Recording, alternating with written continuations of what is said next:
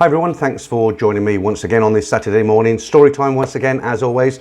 Three great stories for you today, guys. I just want to, before we get into the stories, I just want to say a big thank you to the guys who have sent the stories in. You know, the last couple of weeks I've been running quite low and I've been putting a call out desperately trying to get more stories in. Thankfully, I've had quite a few in. I could always do with a few more. But to you guys who've sent the stories in, thank you very much, and you'll be hearing them quite quickly because I was very low, as I said. All right, so let's jump straight into the first of three. สวัสดีค่ะ Peter, you have read a few of my Thailand stories before. Seems like these are never-ending disaster stories, many my own fault. After a couple more disasters lately, I think I have found a happy ending. I am now 75, still fit and healthy in all ways. I have been coming to Thailand from Australia since 2017, mostly motorcycle riding and other pursuits. Where I left off in my last story, I had just finished kicking a Pattaya bar girl out of my Chiang Mai apartment, which you had chastised me for being so stupid. Guilty as charged.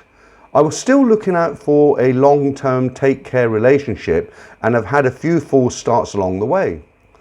Having said that, I've never missed out in the short term. 6 months before COVID hit in February 2019, I had a very nice relationship with an older farming lady near Phetchabun.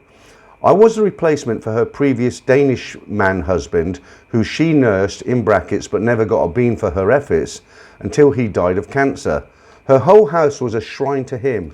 She and her son ran a diverse farming operation with many different central Thailand crops, fruits and trees, mangoes, bananas, papaya and limes.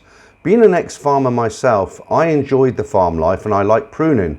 Unfortunately, she was a terrible farmer to grow these crops on poor land with no chemicals. Lovely lady, but her idea of aerobics was like doing her duty. In the end, I really didn't like living there in the village. I also had issues with some members of her extended family who were always trying to fleece me. So when COVID hit in 2019, I knew it was going to last a very long time, so I decided to end things. Of course, she was upset. Fast forward to 2021, the Western Australian government finally dropped the gate and let us out of Australia.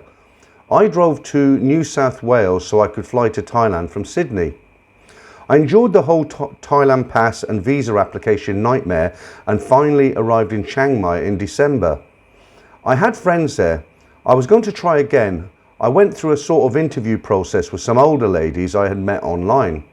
Lots of lunch and dinner dates, some really beautiful ladies. However, usually some issues and no aerobics. With one lady, I wasn't even allowed back to her village because she was worried about her reputation. Another lady quickly pointed out the bald tyres on her 4x4 pickup truck. Then she tried to sell me some illegal homemade wine that one of her friends had made. Another was in Chiang Mai for Thai boxing training, but also a masseur. She wanted me to rent a condo for her and her 2 kids, a very close call. I found a great condo and I did eventually rent it for myself, but then I found out from a friend that her real agenda was to run off to Europe with her stud Thai instructor. Now we are getting to the good bit. I met another lady who had a pad Thai shop who I clicked with. 55 years old, good English, funny and a nice body. We had some good times together, below average aerobics, but then she announced she needed 30,000 baht to fix her nose. Then she announced she was selling her pad Thai shop and wanted to open a beauty salon in another part of town. I was already starting to realise she would be difficult to get away from. Part of her salary was for rent on another condo nearer to her new shop. Some subsidy from me for fitting it out. So I would see her 3 nights a week. Peter, you will be groaning already. To her credit, she was a fantastic cleaner and my condo and clothes were spotless, but it gets worse. Then one morning she told me that she really doesn't like aerobics. I knew then that somehow I would have to end it, but not that easy. She agreed that I could see other ladies, but I could not bring them back to my condo. Her beauty shop was struggling, so I kept her on as a cleaner for a generous salary, but still not sustainable. I had to use what they call love hotels in Chiang Mai. They are drive-in. High society Thais mostly use them for their encounters, the most famous being the Love Boat. Then along came S. I also met her online. She was completely upfront. She said she owed a lot of money and had receipts. The bank was going to take her to court for credit card debt. From a good family, very little English, a 13-year-old son from one early marriage, a business that COVID impacted badly. Today, I have not found out anything bad about her, but always at the back of my mind know my history. So after meeting her one time, she stated that if I could help her, she would help me with anything I wanted. Sounded suspicious, but I was interested. I asked her if that included aerobics. She said, all right, and we agreed to meet. She actually picked me up at my condo and then off to the Love Boat Hotel we went. I was very nervous, but I must say she was a willing partner, no problems. We agreed on a salary package. She was very grateful and it got her out of trouble. This arrangement lasted quite a long time and usually a meal after. However, I must say at 75, the best aerobics of my life, and I have not missed out, especially after coming to Thailand. We got closer, but then trouble was looming. The lady who was still my cleaner got instantly jealous and thought I was paying too much for S. One morning after she stayed overnight, but in separate bedrooms. I was waiting for her to go to work because S was coming to pick me up. The cleaner wanted to confront S. I didn't want that to happen, but let her talk to S on the phone, who was in the driveway waiting to pick me up.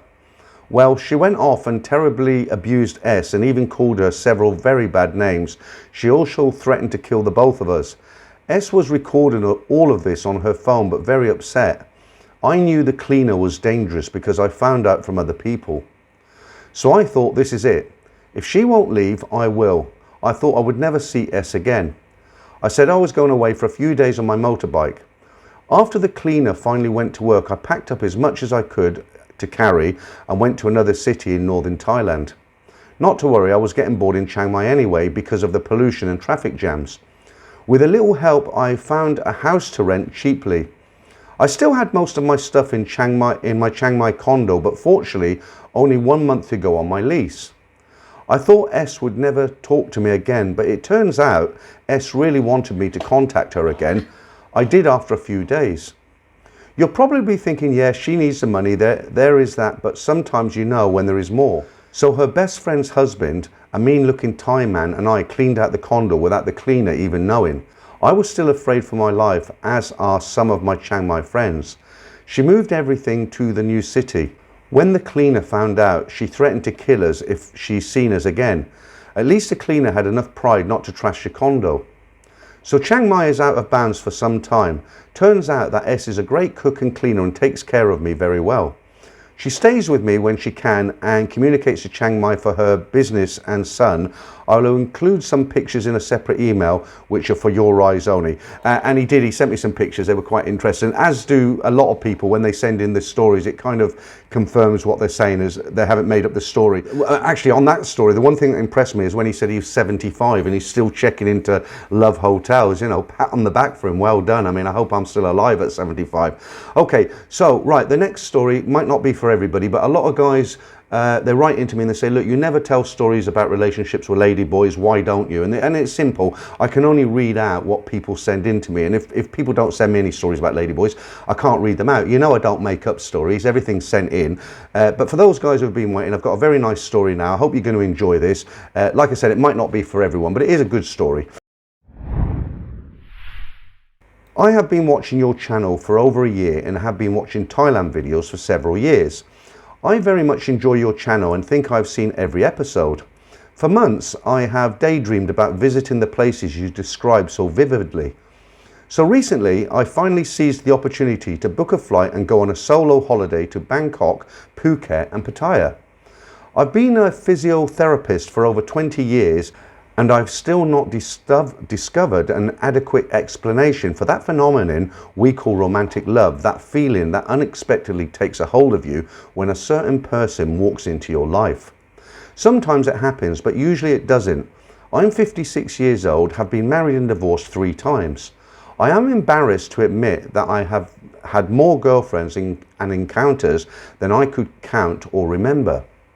Still, those special moments of wonder have only happened to me a handful of times. My last encounter may be one of those times. In my preparation to visit the land of smiles, I became well aware of the possible scams and deceptions that many of your viewers experience. Many YouTubers have become downright pessimistic and bitter about some of the women they have met in Thailand. As for my story, I landed in Bangkok December 5th around midnight. By 1:30 I'd arrived at my hotel, the Sheraton on Soi 15. Too excited to sleep, I cleaned up, changed and went out walking down Sukhumvit Road around the Nana area. I was smiling from ear to ear as I had previously watched countless videos of YouTubers walking from Soicowboy to Nanaplaza, passing the famous Thermi Cafe. I planned to spend time at all these venues before flying to Phuket on December the 8th. So on the 5th, around 2 AM, I walked down to Soi 4, still in amazement that I had made it to Bangkok. I passed all the usual freelancers and ladyboys competing for the attention by the men walking by. Then somewhere around Soi 7, I saw a beautiful smiling woman sitting on a stool on the sidewalk. I stopped to say hi. I was stunned by her beauty. I could have sworn that I had seen that exact same woman in one of the Sukhumvit videos I had watched before. She said she had worked there for 3 months. Her name was P, and she asked me if I wanted a massage. After my grueling 24-hour journey from Houston, Texas, a massage sounded like exactly what I needed.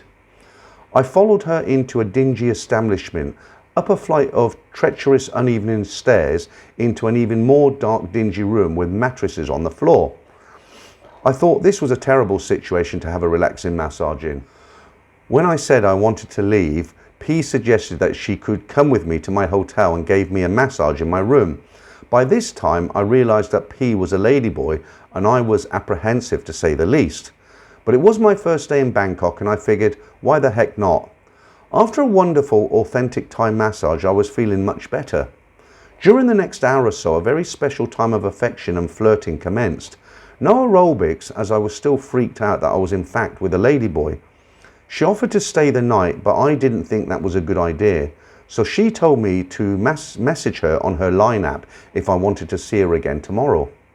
I managed to get some sleep that night and woke up still elated that I had made it to Thailand.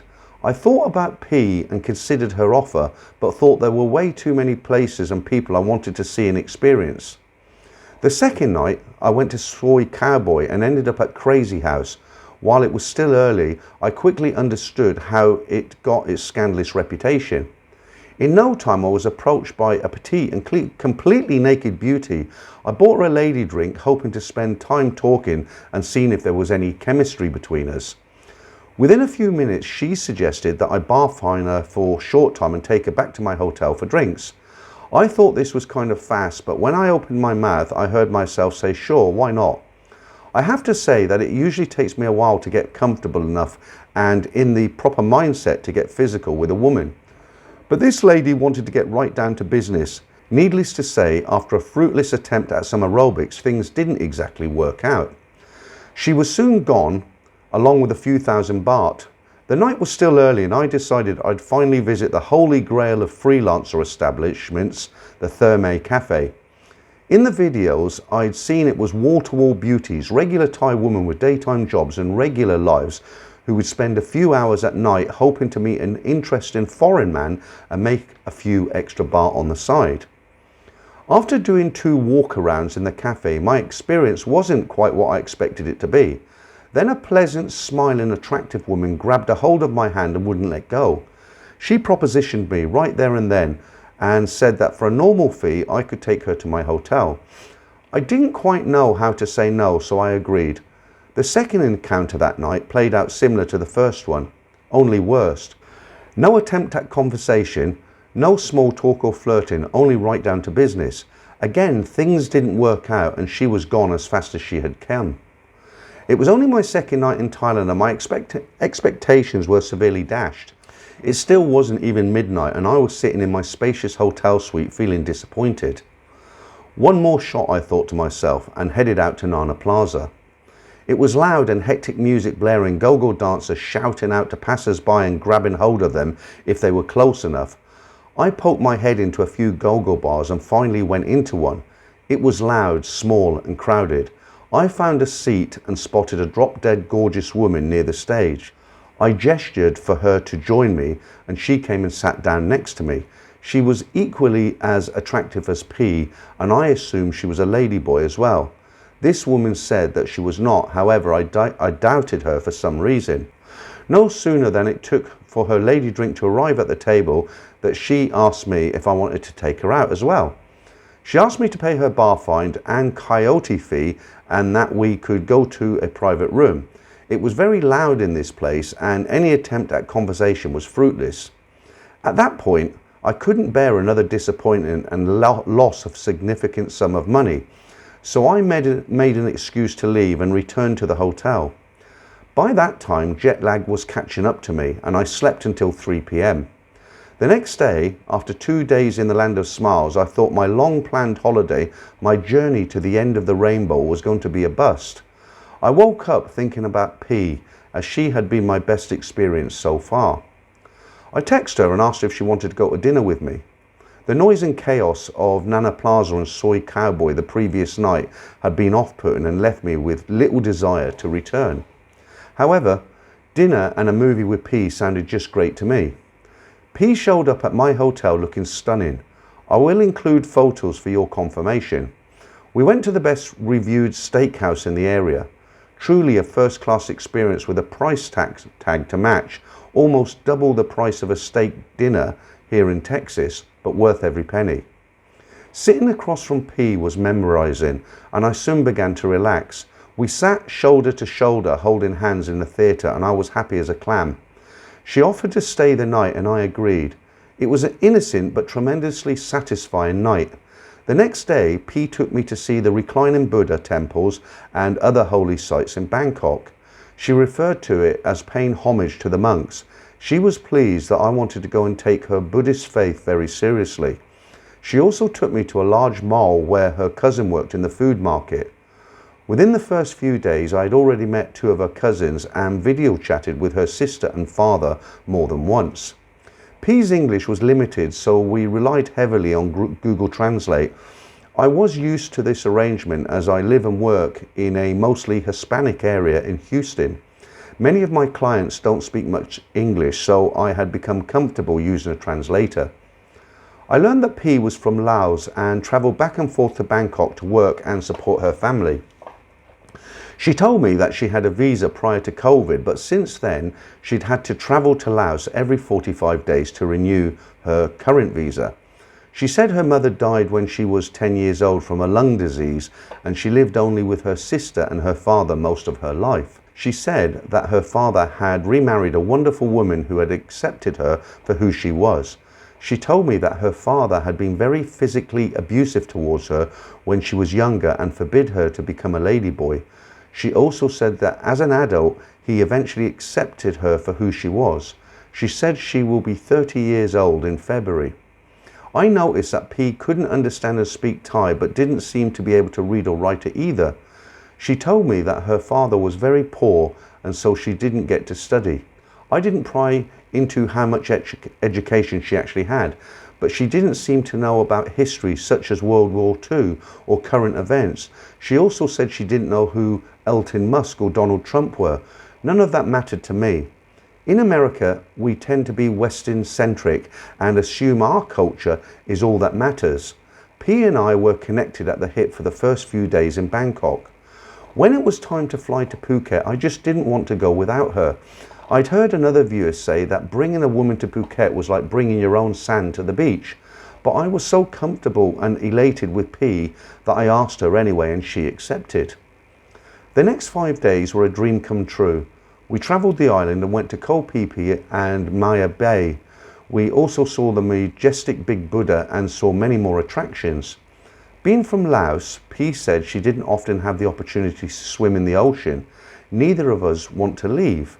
It was one of those times you wish time could stand still. We flew back to Bangkok the day before I was to return to the US. It was a sad time for both of us. She had begun trying to tell me she had feelings for me, but having limited English, she could only say, "I love you too much." She asked several times if I could return in 6 months, to which I replied, "I will try, along with the necessary conditions and variables." I'm not sure if all that translated, and I'm afraid I might have misled her. Now, I know that many of your viewers are thinking that this was simply a run-of-the-mill scam pulled by massage workers.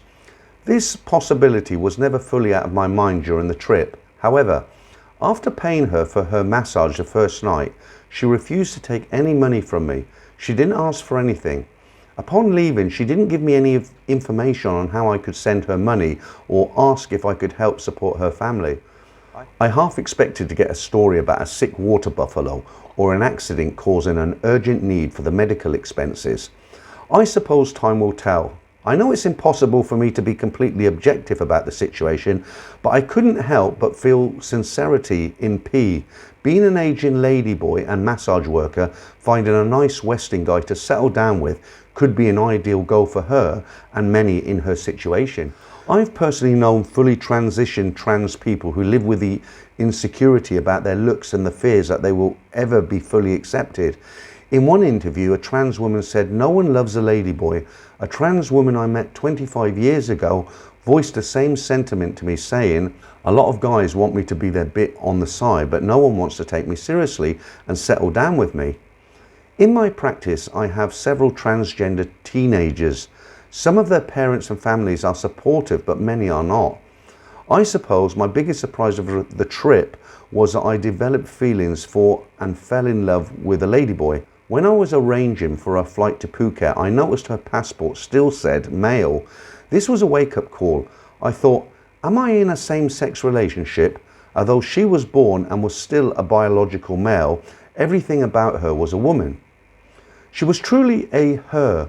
While the battle still rages in America and I usually find myself on the conservative side, however, personal experience has caused me to reevaluate my assumptions and opinions.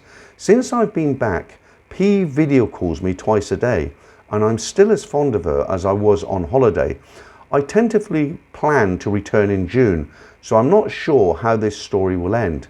I suppose time will tell. Thank you for reading out my story.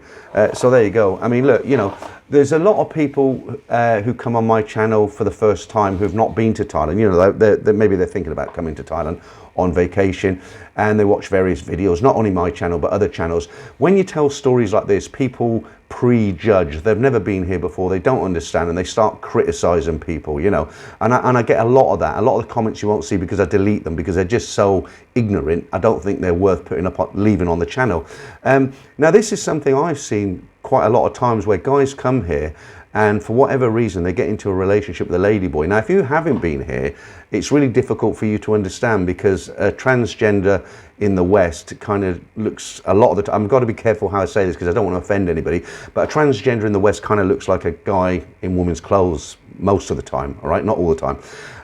But you know, in Thailand it's really hard, you can't tell the difference, and this guy did send me some photographs, and you know, the person in the photographs are absolutely stunning looking. You know, I can't show them to you because he sent them to me for my eyes only, as they always say.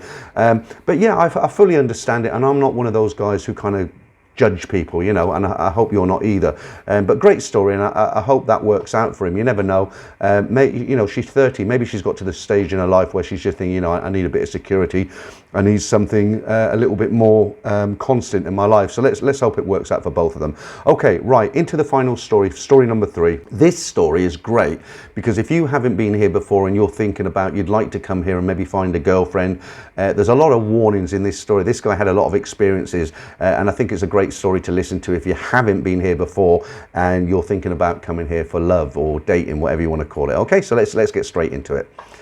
This story has its beginnings in 2017 when I visited Thailand for 2 weeks, and I enjoyed myself during 1 week in Chiang Mai and 1 week in Bangkok. Before I arrived, I struck up a few conversations with women online. One of the women I met online picked me up at the airport and we hung out together for the day, with me paying for everything, massages and a nice lunch.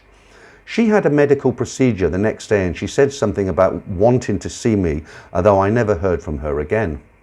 So I got on Tinder and I found a cute woman that worked in the courts system, and we enjoyed aerobics a lot, although she did things to me that no one has ever done before, if you know what I mean. Unfortunately, we had to communicate via Google Translator, which got tiring. Finally connected with another one of the online women named Charm. Although we only met for a few times, we hit it off right away because she spoke good English and seemed familiar with Western customs, which will make more sense later. I ended up flying Charm down from Chiang Mai to stay with me in Bangkok. She had worked in a hotel in Bangkok many years and knew the area well. We finally got to know each other in the biblical sense and had fun in my hotel on Sukhumvit Soi 11. Although she was older, 44, she was very cute and playful. She was used to getting her own way, having had an older American husband who passed away and left her with a son and enough money to buy a farm and home in Chiang Mai. She had been a real looker in her early 20s and was used to getting whatever she wanted. After her husband died, she hooked up with another American and he invested with her in a big new house that he is still paying for even though he doesn't live there any longer. When I returned later the same year in August and September for 3 weeks, she met me in Phuket for a week of fun, aerobics and touristy things, then flew back to her home in Chiang Mai where we travelled around the area with overnight excursions. Her ex knew about me and was hoping that I would take over the expenses as he was only living on a dwindling pension and social security. I realised after those 3 weeks that she was used to a higher standard of travelling than I had been when travelling up until that point. I had booked a hotel, Best Western, on the beach, but she complained. She had high-soul friends and wanted that life as well. That was warning sign number 1. Number 2 was that she still had guys online dating sites that she talked to, as these were her friends. When I suggested that she end these relationships, she got defensive and claimed they were only friends. Number 3, when we went out to eat, she would order enough food for 4 or 5 people instead for just the 2 of us. When I objected, she then said that she will pay. Even after that, I flew her to Hong Kong for my birthday and a few days of fun before I left to my travel back home. She complained that the hotel room we stayed at was small, which was true, but being Hong Kong, it was still very expensive. I was making plans to come back for 3 or 4 months to study Thai, travel and see if I wanted to live there. This trip was going to be in February, so I had a lot of things to prepare for with my business and my house to dispose of. During that time, we were discussing living arrangements. She wanted to pay back the money that the American boyfriend had invested in her home, which I thought was great. But I think she wanted me to buy him out instead of selling it, since she wanted to leave the house to her son. She wasn't agreeable to that, and it was becoming clear she wanted me to pick up the tab for everything, house and car payments. Since her son had an American passport, he was eligible for travel into the USA and wanted me to host him in December to show him around and even help him to pay for his ticket. When I said that I did not have the time nor the budget as I was moving and busy with wrapping up work and putting a lot of stuff in storage, she said that she had already told him and now he would be disappointed. She had never asked me before she told him that. I was pissed off and was feeling used and manipulated. Then I remembered that she had warned me that her children would always come first before me. I had suggested that we could sell her home and together with what I had, we could travel and live almost anywhere without worry. By the way, I don't blame the young man, he was a good guy and just trying to please his mum. She then said that her home would go to her children and that I should not only continue to pay her expenses for the home, car, and buy her a new home on the beach somewhere. I finally woke up to the fact that I was only being used for one thing. Well, that was the end of it for me. I told her that I wouldn't be living in Chiang Mai but Bangkok. I believe that she got the picture but still held out that she could save the relationship. After some calls and tears, I finally said goodbye and went on my way to Bangkok. Not the end yet, but I will get to that later.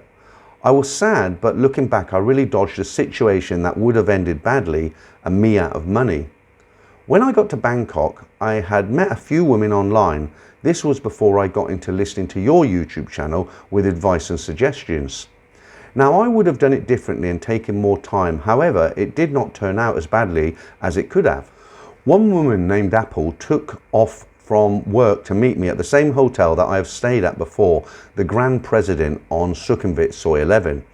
It is an old hotel with large suites and just an okay breakfast, but it is inexpensive and it's close to the BTS, nightclubs and the action, if you know what I mean. I thought that she was just being friendly and didn't want me to be lonely. However, I now realise that she didn't want someone else to get in front of her. What a prize I was, laugh out loud. Well, it didn't take long for her to help me get a room around the Thong Law area. Then I got enrolled in a language class, which meant a walk and then a commute on the BTS, depending on the time. I left early in the morning before 7 AM and travelled between 20 to 30 minutes. I should have only rented for a week instead of a month, but I was moving too fast and should have taken more time. However, it worked out okay as I got to see that part of Bangkok. I then found a short-term one-bedroom condo rental for the balance of the time. I would be staying for the same price as a single room. This place had a small gym and a nice pool. The location was an easy 6-minute walk to the class that was 3 hours a day. This was close to the BTS, which is located in the Silom Satong area, and turned out to be great, as not as crowded as the Sukhumvit area, but still close to the action if I wanted it. I was now getting assimilated into the culture, and with Apple, I was introduced to her 7-year-old daughter.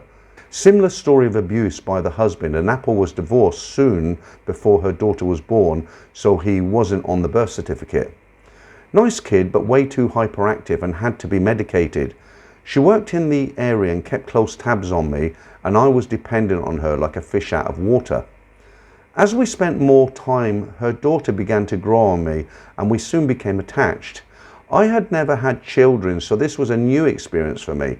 I continued to take Thai lessons and became more able to get around and enjoy the culture and sights. I found a business in Chiang Mai that I thought I could invest in and get a work permit and some cash flow. It was with an English guy who had an impressive operation and was growing food and shrimp. After much discussion, Apple and I flew up to Chiang Mai to see the operation. While staying at a hotel, we were seen by my other lady friend from the past called Charm, and after we got into the guy's truck to go to visit his operation, I got a nasty text from her. It was full of venom and hate, so I deleted it, blocked further contact. Once it was confirmed that I had avoided an unpleasant relationship, I can't stress enough that it is important to take your time and not jump into the first or even second relationship until you get solid with who you are and what you are looking for. It is very easy and tempting to fall for someone right away because of the attention from a much younger woman than we are used to. So I managed to visit with some woman for short-time fun. I had been reading a blog from a guy that bragged about how little he could get away with without paying. So when I tried that, I got disappointed looks until I realized that this guy was cheap and that the woman expected more than a night out on the town with dinner and breakfast. It is different if you are in a long-term relationship, but you end up paying in other ways. I was getting a real education in life here in Bangkok, and like a sponge, I was soaking up the information, new culture and language all at once and at a rapid pace. Apple had now gotten used to staying at my place during the week as it was a short walk to her job, so that was becoming a thing which I now know was limiting my exposure to other relationships and opportunities. At some point, I was introduced to her daughter and thereby began the bonding process. Little did I know that I would be taking a drastic turn into an interesting change of life. I returned to the USA and decided that was it, so made long-term plans to return, get a retirement visa and make life in Thailand. I returned a few months later and found a real nice 2-bedroom apartment for $1,200 a month that I thought would be nice for friends to visit and for Apple to stay on occasion.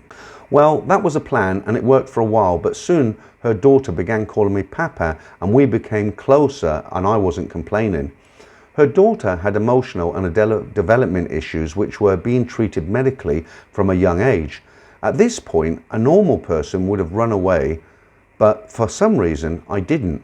I soon realized that the public education system in Thailand is lacking in quality, with the average class size over 30+ kids. The school she was at didn't have a special needs qualified program. She was being held back and ignored, so I found a private school that had a special need headmaster and enrolled her in an English-based program that she is thriving at, and after 4 years can now speak very good English and now has the self-confidence to succeed in life. I now travel between the US part-time and Bangkok, where we live together. I'm also traveling more to different countries and making more friends. I know enough Thai to get around, but will never be able to hold an in-depth conversation. So for now, life is good with enough choices to do with whatever I want, and I know that I am making a difference in someone's life that had limited possibilities before. I have reduced my housing budget to accommodate my travelling allowance, so for most of the expenses here are rent, food and education. Apple is working and taking care of her parents on her own, and I am free to travel and enjoy life. I have been to various countries and will be going to the Philippines next. I haven't found the perfect place to settle down permanently yet, but I am working on it. The main takeaway is to not rush things and be picky for what you are looking for. I don't regret most of my choices, but it would have been interesting to have gone in another direction. But the grass is always greener comes to mind. Okay, so that's quite a nice relationship story that's worked out. And I often think to myself, you know, a lot of these stories are kind of crash and burn stories, and some people like those stories, but you know, there's a lot of guys who come here and change people's lives, and this guy, he has changed the lady, I forget her name, but the lady's daughter, you know, she was taking medication and she didn't need to take medication. He put her in a private school. And he's totally changed her life. You know, he's given her opportunities. She now speaks English, which isn't really taught in schools here like it is in the Philippines, for example. So that's really great. That's a good ending. That's a nice story to end with, okay? Now, I just want to give you a little bit of warning. I'm ending on a slightly negative here. If you come here and you meet a lady, one warning sign that she isn't, you know, maybe the woman that you should be looking for. If you're out for a kind of a serious relationship, not a one-night date as it were, but you meet someone and you think, well, okay, there's potential here.